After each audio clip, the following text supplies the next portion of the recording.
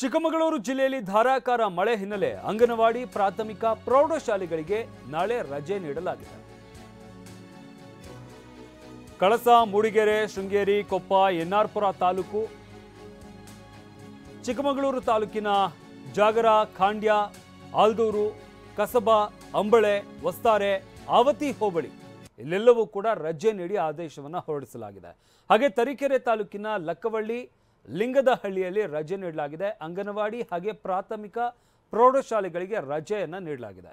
ನಾಳೆ ರಜೆ ನೀಡಿ ಜಿಲ್ಲಾಧಿಕಾರಿ ಮೀನಾ ನಾಗರಾಜ್ ಆದೇಶವನ್ನು ಹೊರಡಿಸಿದ್ದಾರೆ.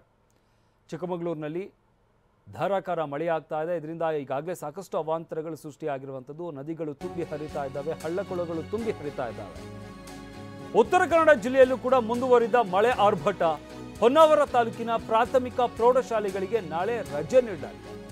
ನಾಳೆ ಶಾಲೆಗಳಿಗೆ ರಜೆ ನೀಡಿ ಹೊನ್ನಾವರ ತಹಶೀಲ್ದಾರ್ ಆದೇಶವನ್ನು ಹೊರಡಿಸಿದ್ದಾರೆ. ಹೊನ್ನಾವರ ತಾಲೂಕಿನ ಪ್ರಾಥಮಿಕ ಪ್ರೌಢಶಾಲೆಗಳಿಗೆ ನಾಳೆ ರಜೆ ನೀಡಿ ಆದೇಶವನ್ನು ಹೊರಡಿಸಲಾಗಿದೆ. ನಾಳೆ ಶಾಲೆಗಳಿಗೆ ರಜೆ ನೀಡಿ ಹೊನ್ನಾವರ ತಹಶೀಲ್ದಾರ್ ಆದೇಶವನ್ನು ಹೊರಡಿಸಿದ್ದಾರೆ. ಉತ್ತರ ಕನ್ನಡ ಜಿಲ್ಲೆಯಲ್ಲೂ ಕೂಡ ಮಳೆಯಿಂದ ಸಾಕಷ್ಟು ಅವಾಂತರಗಳು ಸೃಷ್ಟಿಯಾಗಿದ್ದಾವೆ.